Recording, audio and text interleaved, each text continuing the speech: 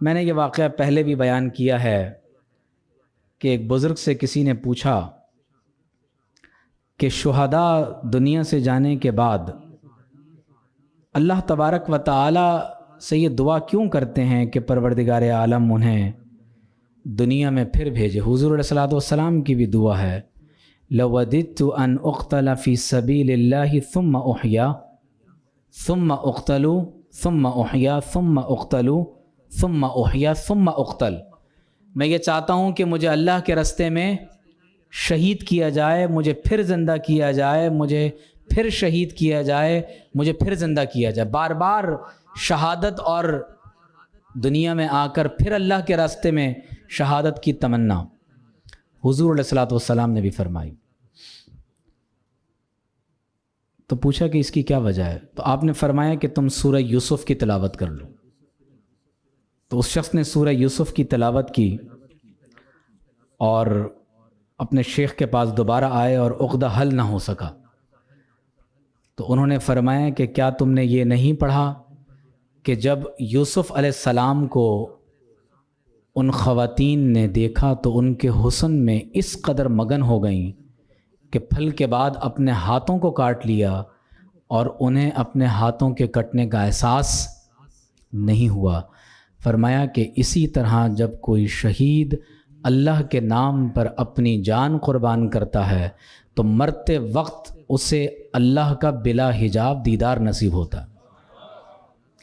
تو اس دیدار میں جو لذت ہے، حلاوت ہے، تو ہر صاحب ایمان جو شہادت کے مرتبے پر فائز ہو وہ یہ چاہتا ہے کہ اے رب کریم مجھے ایک مرتبہ پھر دنیا میں بھیجا جائے اور میں اسی طرح تیرے نام پر اپنی جان فدا کر دوں۔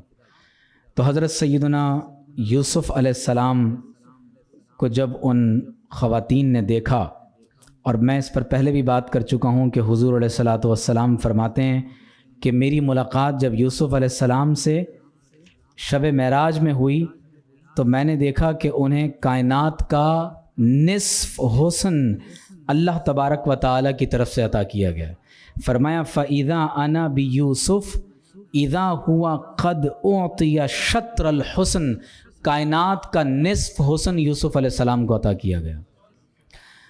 اب توجہ کیجئے گا کہ ان عورتوں نے کیا کہا، وَقُلْنَا حَاشَ لِلَّهِ، انہوں نے کہا سبحان اللہ۔ اب وارفتگی کے عالم میں انہوں نے دیوانگی میں اپنے ہاتھوں کو کاٹ دیا، کاٹ ڈالا، اور قرآن کہتا ہے کہ انہوں نے کہا حاشا للہ۔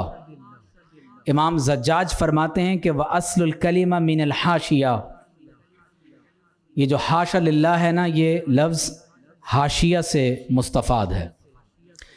والحشا بمعنى الناحیہ، اور حشا عربی میں کہتے ہیں کسی چیز کے کنارے کو۔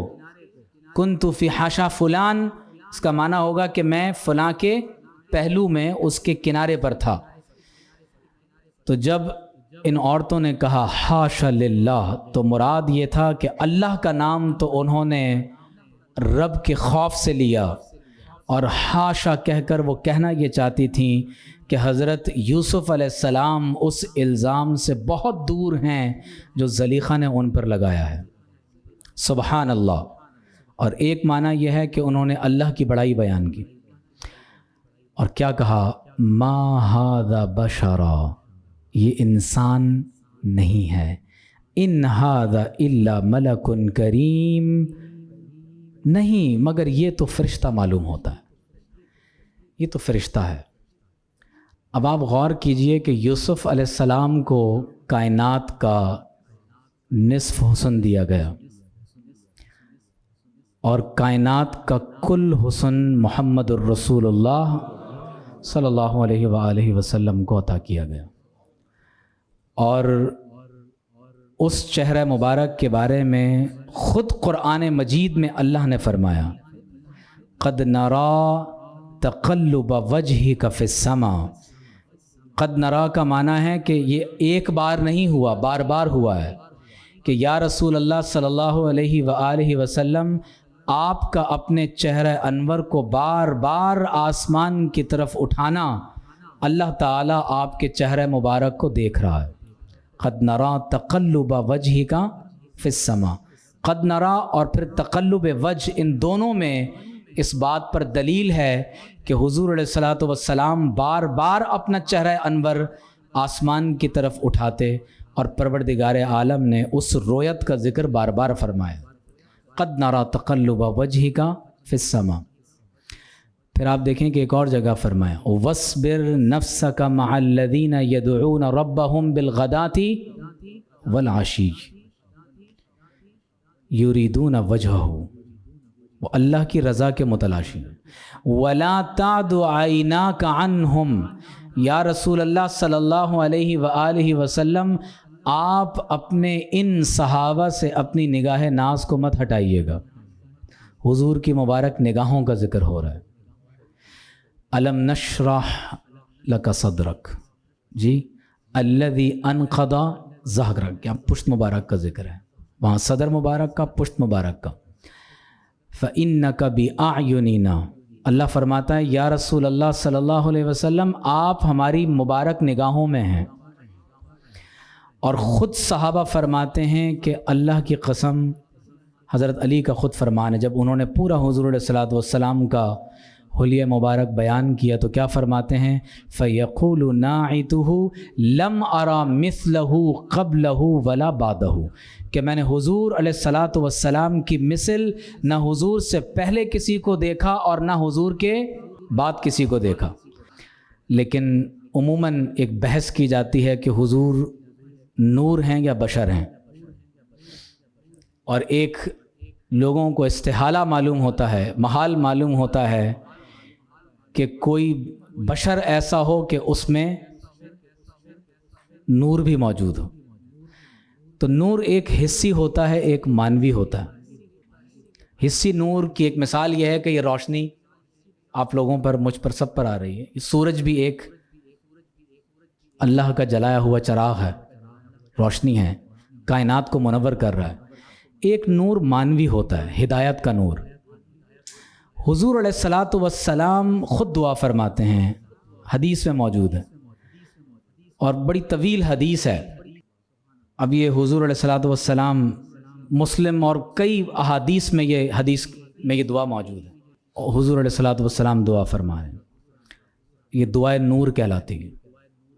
اللہم اجعل فی قلبی نورا وفی سمعی نورا وفی بصری نورا وعن یمینی نورا وعن شمالی نورا وامامی نورا وخلفی نورا وفوقی نورا وتحتی نورا واجعل لی نورا. اے اللہ میرے دل میں نور فرما دے، میری سماعتوں میں نور فرما دے، میری بصارت میں نور فرما دے، میرے دائیں نور فرما دے، میرے بائیں نور فرما دے، میرے سامنے نور فرما دے، میرے پیچھے نور فرما دے، میرے اوپر نور فرما دے، میرے نیچے نور فرما دے. اے اللہ میرے لیے نور ہی نور فرما دے. تو کیا حضور علیہ الصلاۃ والسلام کی یہ دعا قبول نہیں ہوئی ہوگی؟ پھر آپ دیکھیں سورۃ الحدید میں بھی اللہ تعالیٰ نے یہی فرمایا کہ قیامت کے دن جب اہل ایمان آئیں گے تو ان کے ساتھ ان کا نور چلتا ہوگا. حضرت جبریل امین اللہ کے فرشتے ہیں. فرشتے ایک نورانی مخلوق ہیں، نورانی مخلوق، لیکن حضرت دہیہ کلبی کی صورت میں آتے تھے یا نہیں آتے تھے؟ آتے تھے. تو جب حضور علیہ الصلاۃ والسلام کے لیے یہ کہا جاتا ہے کہ آپ صلی اللہ علیہ وسلم بشر بھی ہیں اور نور بھی ہیں، تو ایک بات یاد رکھیے گا کہ حضور علیہ الصلاۃ والسلام کی بشریت کا انکار کفر ہے. حضور علیہ الصلاۃ والسلام کی بشریت کا انکار کفر ہے. اور قرآن میں 3 الفاظ استعمال ہوئے ہیں: بشر، انسان اور ابن آدم. اور پورے قرآن میں حضور علیہ الصلاۃ والسلام کے لیے لفظ انسان کہیں استعمال نہیں ہوا. اور آپ غور کیجئے گا کہ قرآن میں جہاں کہیں لفظ انسان کا ذکر ہوا ہے تو اللہ تعالیٰ نے انسان کی محتاجی کا ذکر کیا ہے. ان الانسان لفی خسر، انسان خسارے میں ہے۔ ان الانسان فی کبد، انسان تکلیف میں ہے۔ الرحمن علم القرآن خلق الانسان علمہ البیان، رحمان نے تعلیم قرآن فرمائی اور تعلیم قرآن کے بعد تخلیق انسان کا ذکر کیا اور فرمایا بولنا نہیں آتا تھا، ہم نے سکھایا ہے۔ کہیں فرمایا انسان کمزور ہے، ان الانسان لربہ لکنود، انسان اپنے رب کا نہ شکرہ ہے۔ تو جہاں کہیں بھی انسان کا ذکر ہے وہاں بتایا گیا کہ تم عبد ہو، کمزور ہو، ناتواں ہو، نحیف و نزار ہو اور اپنے رب کے محتاج ہو۔ لیکن حضور علیہ الصلوۃ والسلام کے لیے لفظ بشر استعمال ہوا، تو شیخ اکبر محی الدین ابن العربی رحمۃ اللہ تعالی علیہ فرماتے ہیں کہ بشر کے معنی ہے بلا حائل کسی چیز کا ملنا۔ آپ اگر کبھی لائیو ٹرانسمیشن کو دیکھیں تو لکھا ہوتا ہے مباشر، لائیو ٹرانسمیشن آ رہی ہوتی ہے۔ تو غور کیجئے کہ شیخ اکبر فرماتے ہیں کہ بشر اس وجود مسعود کو کہتے ہیں جس کو اللہ نے براہ راست اپنے دست قدرت سے تخلیق فرمایا ہو۔ تو حضور علیہ الصلوۃ والسلام بشر ہیں، اور عالم بشریت کی ابتدا حضرت آدم علیہ السلام سے ہوئی، اور حضور کی بشریت کا انکار کفر ہے۔ لیکن یہ ذہن میں رہے کہ لفظ بشر میں نعوذ باللہ نقص شان نہیں ہے بلکہ علو شان کا بیان ہے۔ اور جب ہم یہ کہتے ہیں کہ حضور علیہ الصلوۃ والسلام نور ہیں تو اس سے مانوی نور تو مراد ہوتا ہی ہے کہ آپ علیہ الصلوۃ والسلام کو اللہ نے نور ہدایت عطا فرمایا ہے۔ قد جاءکم من اللہ نور و کتاب مبین، اللہ کی طرف سے تمہارے پاس عظیم الشان نور بھی تشریف لے آیا اور کتاب مبین بھی آ گئی۔ اور ام المومنین حضرت عائشہ صدیقہ رضی اللہ تعالی عنہا فرماتی ہیں کہ جب حضور علیہ الصلوۃ والسلام کلام فرماتے تھے تو آقا علیہ الصلوۃ والسلام کے منہ مبارک سے نور نکلا کرتا تھا۔ یہ صحیح احادیث کے اندر موجود ہے۔ اور اگر کبھی اندھیرے میں حضور علیہ الصلوۃ والسلام کہیں تشریف لے آتے تو سارا حجرہ روشن ہو جاتا تھا۔ قرآن نے کیا کہا ہے؟ وَدَاعِيًا إِلَى اللَّهِ بِإِذْنِهِ وَسِرَاجًا مُنِيرًا، کہ آپ علیہ الصلوۃ والسلام اللہ کے اذن سے اس کی طرف بلانے والے ہیں اور ایک ایسا روشن چراغ ہیں جو اپنے نور سے سارے عالم کو روشن فرما رہے ہیں۔ بات سمجھ رہے ہیں آپ؟ تو حضور علیہ الصلوۃ والسلام کے بارے میں ہمیشہ ایک بات یاد رکھیے گا، قرآن نے ہمیں حکم دیا ہے کہ حضور علیہ الصلوۃ والسلام کی اتباع کی جائے، اطاعت کی جائے، محبت کی جائے، تعظیم کی جائے، توقیر کی جائے۔ ہر وہ چیز جو حضور علیہ الصلوۃ والسلام کے نعوذ باللہ عظمت کے خلاف ہو اس کو روکا جائے اور درود و سلام پڑھا جائے اور اپنا سب کچھ حضور پر فدا کر دیا جائے۔ آپ نے حدیث میں پڑھا ہے امام نووی کی کہ سابقہ امتیں کیوں ہلاک ہو گئیں؟ اپنے انبیاء پر کیا کرتے تھے؟ اختلاف کرتے تھے اور بہت زیادہ سوالات کرتے تھے۔ صحابہ میں کبھی حضور علیہ الصلوۃ والسلام کی ذات اقدس پر کبھی کوئی اختلاف نہیں ہوا، انہوں نے تو صرف حضور سے محبت کی ہے اور ادب کیا ہے۔ تو لہٰذا ہر وہ بحث جہاں نعوذ باللہ من ذالک اپنی عقل اور حواس کے ناپاک اور محدود پیمانوں میں آپ صلی اللہ علیہ وسلم کی ذات و صفات کو تولنے کی کوشش کی جا رہی ہو، فوراً اس بحث سے اپنے آپ کو الگ کر لیں، کیونکہ لمحے بھر میں ذرا سی کوئی بے ادبی ہو تو انسان دائرہ اسلام سے خارج ہو جاتا ہے۔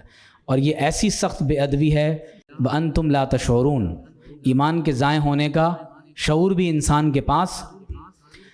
تو جب انہوں نے کائنات کا نصف حسن دیکھا تو کہا یہ انسان نہیں ہے، یہ بشر نہیں ہے، ان ھذا الا ملک کریم، یہ تو ایک معزز فرشتہ معلوم ہوتا ہے۔ تو اب آپ کو اندازہ ہوا کہ حضور علیہ الصلوۃ والسلام کی ذات و صفات کو جن لوگوں نے سر کی آنکھوں سے براہ راست دیکھا ہے تو انہوں نے اپنا جان و مال ہی نہیں اپنا سب کچھ حضور کے قدموں پر فدا فرما دیا۔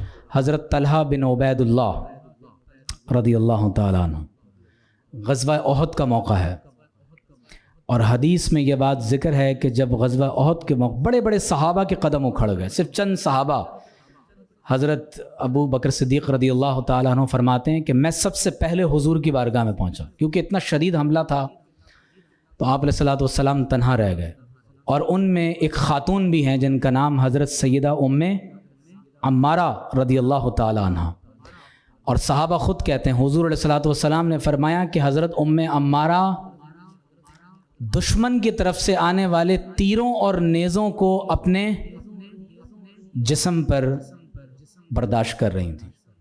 معمولی بات نہیں ہے، ذرا سا نا سوئی چبھ جائے تو اندازہ ہوتا ہے، روح کو تکلیف پہنچتی ہے۔ تو ایک خاتون ہو کر ایسا ایمانی جذبہ کہ ان کا پورا خاندان بھی میدان جنگ میں اترا ہوا ہے، یہ وہی ہیں جن کے بیٹے حبیب بن زید حضور کا نام مبارک لے کر مسیلمہ کذاب کے پاس گئے تھے اور شہید ہو گئے تھے، اور یہ خود مسیلمہ کذاب کے خلاف جہاد میں اتری تھیں، کیونکہ بیٹے وہاں شہید ہوئے تو یہ بھی اس ختم نبوت سے متعلق جنگ میں اتری تھیں۔ تو حضور علیہ الصلوۃ والسلام نے فرمایا کہ اے ام عمارہ تمہیں کیا چاہیے؟ اور یہ وہ خاتون ہیں جو بیعت عقبہ کے موقع پر یثرب سے مکہ آئیں اور ابتدائی دور میں اسلام قبول کیا، اور مجھے یہ کئی بار شرف حاصل ہوا کہ میں مسجد عقبہ حاضر ہو چکا ہوں الحمدللہ۔ جمرات کے مقام پر مکہ مکرمہ میں یہ مسجد ہے، اور آج بھی اس یعنی کچی ناپختہ مسجد ہے، چھت بھی نہیں ہے، اور وہی پرانی ریت وہاں موجود ہے، تو ریت کے ذروں میں آج بھی صحابہ کے ایمان کا نور محسوس ہوتا ہے۔ وہ چبوترا بھی ہے جہاں حضور علیہ الصلوۃ والسلام نے بیعت لی۔ تو حضور علیہ الصلوۃ والسلام نے فرمایا کہ آپ کو کیا چاہیے؟ تو عرض کی یا رسول اللہ آپ دعا فرمائیں کہ جیسے اللہ نے مجھے اور میرے خاندان کو دنیا میں آپ کی رفاقت عطا فرمائی ہے، اللہ جنت میں بھی آپ کی رفاقت عطا فرما دے۔ دنیا میں آپ کے صحابی ہیں تو جنت میں بھی آپ کے صحابی ہو جائیں۔ تو حضور علیہ الصلوۃ والسلام نے ارشاد فرمایا اللہم اجعلہم رفقائی فی الجنہ، اے اللہ ان سب خاندان کے افراد کو جنت میں میرا رفیق بنا دے۔ تو آپ اندازہ کیجئے کہ کیا عشق رسول کا جذبہ ہوگا۔ تو حضرت طلحہ صدیق اکبر فرماتے ہیں میں سب سے پہلے پہنچا، تو حضور علیہ الصلوۃ والسلام زخمی ہیں، دندان مبارک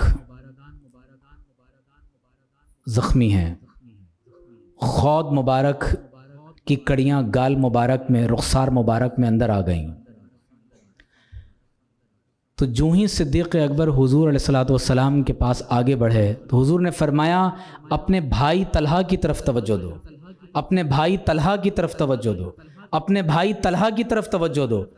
تو صدیق اکبر فرماتے ہیں جب میں نے حضرت طلحہ کو دیکھا تو معلوم ہوا کہ آپ کے جسم مبارک پر متعدد زخم لگے ہوئے ہیں، اور یہ وہ صحابی ہیں کہ تنے تنہا صرف حضرت طلحہ غزوہ احد میں اکیلے حضور کے پاس موجود صلی اللہ علیہ وسلم، اور نیزے آ رہے ہیں، تلوار نعوذ باللہ حضور کو ہدف بنایا ہوا ہے، اور انہوں نے حضور علیہ الصلوۃ والسلام کے جسم مبارک پر ڈھال کے طور پر اپنا جسم وہاں پر پیش کیا ہوا ہے، شدید زخمی ہو گئے۔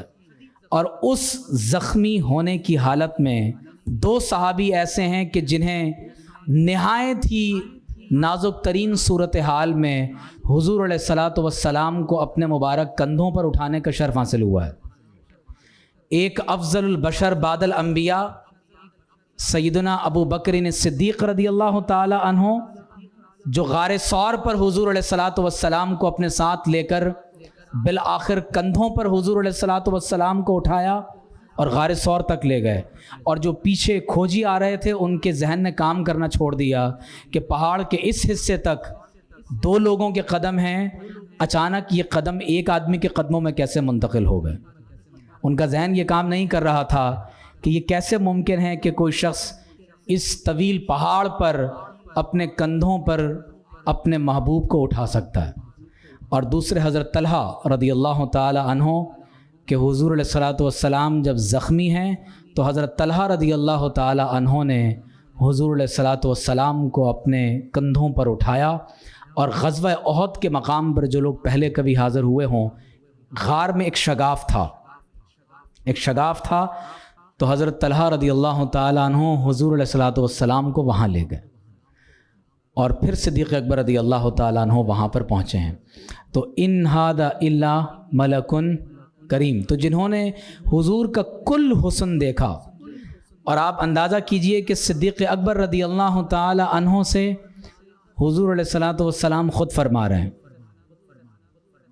गौर कीजिएगा, ये वो हस्ती हैं जो सफ़र और हज़र में, अमन और जंग में हर वक्त हुजूर के साथ हैं, और आप अलैहिस्सलातु वस्सलाम फरमा रहे हैं, या अबा बकर लम यालमनी हकीकतन गैरु रब्बी, मुझे हकीकतन मेरे रब के सिवा किसी ने नहीं पहचाना।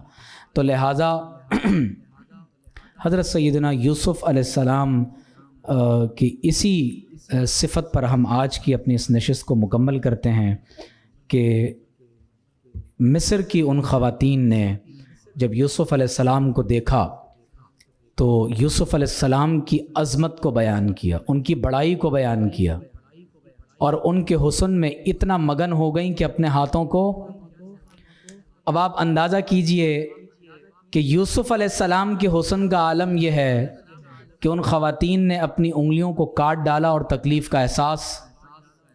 हुजूर के हुस्न जमाल का आलम यह है कि सहाबा रज़वानुल्लाहि अलैहिम अजमाइन अपनी गर्दनें हुजूर अलैहिस्सलातु वस्सलाम के लिए कटवाते हैं। और हदीस में ये बात ज़िक्र है कि कल क़यामत के दिन जब अहले जन्नत जन्नत में चले जाएंगे, अहले जहन्नम जहन्नम में चले जाएंगे, तो कुछ लोग ऐसे होंगे जो खड़े रहेंगे। फरिश्ते पूछेंगे तुम यहाँ अभी तक क्यों खड़े हुए हो, ये सही हदीस है। तो वो कहेंगे हमने किसी फरिश्ते की आवाज़ सुनी थी कि दुनिया में जो जिसकी इबादत करता था वो उसी के साथ चला जाए। तो कहा तुम क्यों नहीं जाते? कहा हम तो अल्लाह रब्बुल आलमीन का इंतज़ार कर रहे हैं, हम तो अल्लाह वादहु ला शरीक की इबादत करते थे। तो हदीस सही में है कि बिला हिजाब उन्हें अल्लाह का दीदार करवाया जाएगा। और कलम्हिल बसर 70,000 बरस, वो भी अहले जन्नत के, दुनिया के नहीं, 70,000 बरस अल्लाह का दीदार करते रहेंगे। और जब उस कैफियत से बाहर आएंगे तो पूछा जाएगा कितनी देर दीदार हुआ, तो कहेंगे एक लम्हा या पलक झपकने की देर। तो बताया जाएगा कि तुमने अपने रब का 70,000 बरस तक दीदार किया है। अल्लाह तबारक व तआला वुजूह हुई यौम इज़िन नाज़िरा इला रब्बिहा नाज़िरा, अल्लाह ताला हमें भी उन लोगों में शामिल फरमाए जो क़यामत के दिन बिला हिजाब अपने रब का दीदार करेंगे। और अल्लाह ताला हमें भी हुज़ूर अलैहिस्सलातु वस्सलाम का दीदार अता फरमाए। व आखिर दावाना अनिल हम्दुलिल्लाहि रब्बिल आलमीन।